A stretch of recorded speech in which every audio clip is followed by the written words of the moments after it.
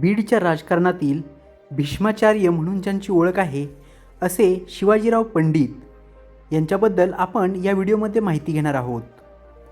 यशस्वी राजकारण, समाजकारण, शिक्षण, सहकार क्षेत्रातील दबदबा आणि राजकारणात दिलेल्या शब्दाला जागणारी वृत्ती यामुळेच त्यांना बीडच्या राजकारणातले भीष्माचार्य असे देखील संबोधले जाते. विरोधी पक्षातील लोकांनी देखील आदराने त्यांना भीष्माचार्य हीच बिरुदावली दिलेली आहे. शिवाजीराव पंडित हे जिल्ह्याच्या राजकारणातील सर्वात ज्येष्ठ असे नेते आहेत. माजी मंत्री शिवाजीराव पंडित यांनी 85वी पूर्ण केल्यानंतर देखील राजकीय, सामाजिक, शिक्षण आदी क्षेत्रातील त्यांचा वावर कायम ठेवलेला आहे. या वयात देखील मराठा आरक्षणाबाबत सर्वव्यापी आंदोलन असेल तर कुस्तीच्या फडात हलगी वाजल्यानंतर पैलवानाच्या जशा भाया फुरफुरतात तसेच शिवाजीराव पंडित देखील तरतरीत होताना पाहायला मिळतात.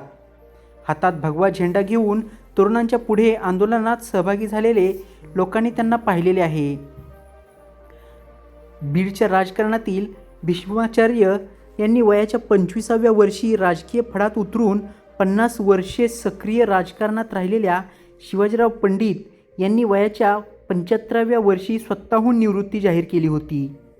आता जवळपास 89 वर्षीय शिवाजीराव पंडित सक्रिय राजकारणातून जरी निवृत्त झाले असले तरी शेती, समाजकारण आणि आध्यात्मिक कार्यात ते पुढे असतात. स्वतः उत्तम शेती करणारे शिवाजीराव पंडित शेतकऱ्यांचे मेळावे घेऊन शेतीचे धडे देखील देताना पाहायला मिळतात. औरंगाबादला कायदा पदवीचे शिक्षण सुरू असताना त्यांचे चुलते दिवंगत सयाजीराव पंडित यांच्या विधानसभा निवडणुकीच्या प्रचारासाठी ते गेवराईला आले. सयाजीराव पंडित विजयी झाल्यानंतर 1962 साली त्यांनी धोंडराईत गटातून जिल्हा परिषद निवडणूक लढवून ते विजयी झाले. गेवराई पंचायत समितीचे सभापती व 6 वर्ष ते जिल्हा परिषदेचे अध्यक्ष राहिले. त्यानंतर 1978 ते 95 असे 3 टर्मचे आमदार राहिले. दरम्यान त्यांनी साधारण 20 वर्षे जिल्हा परिषदेवर पकड कायम ठेवली. त्यांना मंत्रिमंडळात रोहयो, जलसंधारण, सेवा योजना, फलोत्पादन, कृषी, ग्रामविकास आदी महत्त्वाच्या खात्याचे राज्यमंत्री म्हणून कामाची संधी मिळाली.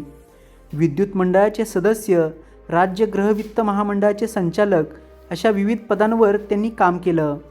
पक्षीय संघटनेतही त्यांनी अखिल भारतीय काँग्रेस समितीचे सदस्य, राष्ट्रवादी काँग्रेसचे जिल्हाध्यक्ष, राष्ट्रवादीचे प्रदेश कार्यकारिणी सदस्य या पदांवरती काम केले. राजकारणात सर्वाधिक काळ शरद पवारांच्या नेतृत्वात काम करणाऱ्या शिवाजीराव पंडित यांनी काँग्रेस आणि राष्ट्रवादीच्या स्थापनेत देखील पवारांची साथ दिली. त्यांच्या राजकारणावर शरद पवारांसह दिवंगत यशवंतराव चव्हाण, दिवंगत सुधाकरराव नाईक यांचा प्रभाव राहिला असला तरी शिवाजीराव पंडित यांनी शेवटपर्यंत आपले सासरे आणि मोहोळचे सोलापूरमधील मोहोळच्या दिवंगत आमदार बाबुराव पाटील अनगरकर यांनाच आपले राजकीय गुरु मानले. त्यांच्या पुढाकारानेच बीड परळी उच्चदाब वीज वितरण वाहिनीची उभारणी बीडसाठी मोठी उपलब्धी मानली जाते. जायकवाडी प्रकल्पाच्या उजव्या कालव्यासाठी त्यांनी तत्कालीन मुख्यमंत्री शंकरराव चव्हाण यांच्याकडे यशस्वी पाठपुरावा केला. गेवराई तालुक्यात 76 किलोमीटर लांबीच्या गेलेल्या कालव्यामुळे 25,000 हेक्टर जमिनी सिंचनाखाली आली. तालुक्यात दळणवळणासाठी रस्ते, लघुसिंचन तलाव व पाझर तलावांची कामे पूर्ण केली. सेवा योजना मंत्री म्हणून त्यांनी सुशिक्षित बेरोजगारांना संधी मिळावी यासाठी जिल्हा उद्योग केंद्रात एक खिडकी योजना सुरू करून स्वावलंबन योजनेची अंमलबजावणी केली. कृषी राज्यमंत्री म्हणून काम करत असताना सहकारी संस्थांना अर्थसहाय्य देण्याचा आणि ठिबक सिंचन योजनांना अनुदानाचा क्रांतिकारी निर्णयही याच काळात घेतला. कबड्डी आणि व्हॉलीबॉल सारख्या उत्तम खेळाडू असलेल्या शिवाजीराव पंडित यांनी राज्य संघाचे प्रतिनिधित्व करताना आंतरराज्य व्हॉलीबॉल स्पर्धेत आपल्या राज्याला 2ऱ्या क्रमांकाचे बक्षीस मिळवून दिले होते. विद्यापीठ संघाचे नेतृत्व करत असताना देखील त्यांनी अनेक पदके पटकावतानाच व्हॉलीबॉल खेळाचे राष्ट्रीय खेळाडू म्हणून स्वतःचा गौरव केलेला आहे. सध्याही ते महाराष्ट्र कबड्डी असोसिएशनचे उपाध्यक्ष तर जिल्हा कबड्डी आणि व्हॉलीबॉल असोसिएशनचे अध्यक्ष आहेत. शिवाजीराव पंडित यांची ओळख राजकारणात दिलेला शब्द पाळणारे अशी आहे. आपले पुतणे बदामराव पंडित यांच्याकडून झालेले बंड व त्यामुळे पराभवाला दिवंगत नेते अंकुशराव टोपे आणि दिवंगत केशरबाई क्षीरसागर यांचे पाठबळ असल्याचे त्यांनी ओळखले. त्यामुळे या दोघांचा एकदा पराभव घडविल्याशिवाय आपल्या डोक्यावर टोपी घालणार नाही असा त्यांनी जणू पणच केला होता. पक्षातीलच या दोघांचाही पराभव घडवूनच आणून त्यांनी स्वतःच्या पराभवाचे उट्टे काढले. केशरबाई क्षीरसागर भाजपकडून पराभव करणाऱ्या रजनी पाटील यांच्या डोक्यावर त्यांनी चांदीची टोपी घातली व मगच स्वतःच्या डोक्यावर टोपी चढवली.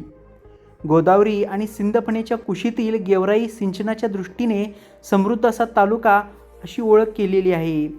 शेतकऱ्यांना ऊसासारख्या नगदी पिकाचे मोठे आकर्षण होते.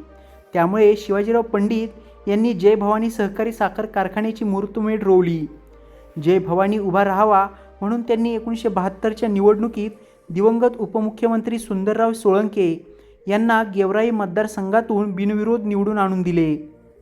कारण मंत्री असलेल्या दिवंगत सोळंके यांचा केज मतदारसंघ तेव्हा राखीव झाला होता. त्यामुळे या भागातील ऊस उत्पादक शेतकऱ्यांचा प्रश्नही मार्गी लागला. त्यांनी जय भवानी आणि जगदंबा शिक्षण प्रसारक मंडळांच्या माध्यमातून शाळा महाविद्यालयांची उभारणी करत या भागात शिक्षणाची गंगोत्री आणली. त्यांच्याच प्रयत्नामुळे गडी तालुका गेवराई येथे जवाहर नवोदय विद्यालयही उभारले. माऊली सहकारी सूतगिरणी, भवानी अर्बन बँक, जय भवानी उपसा सिंचन संस्था, गोदावरी मध्यवर्ती सहकारी भंडार आदी संस्थांची देखील त्यांनी उभारणी करून समाजासाठी उपयोगी ठरणाऱ्या गोष्टींची पायाभरणी केली. राजकारणातील निवृत्तीनंतर आता त्यांनी शेतीत लक्ष घातलेलं आहे. मोसंबी, आंबा, पेरू अशा फळबागांची लागवड केली असून त्यांनी उत्पादन केलेले आंबे हे परदेशात विक्री होतात. संकरित गायींचे देखील ते संगोपन करतात. सेंद्रिय शेती आणि फळबागां ह्याच सध्या बदलत्या काळामध्ये शेतकऱ्यांना तारतील असे त्यांचे ठाम मत आहे. तर मित्रांनो, ही होती कर्तृत्वाने आपले उंच स्थान अढळ करणाऱ्या शिवाजीराव पंडित यांच्याबद्दलची माहिती.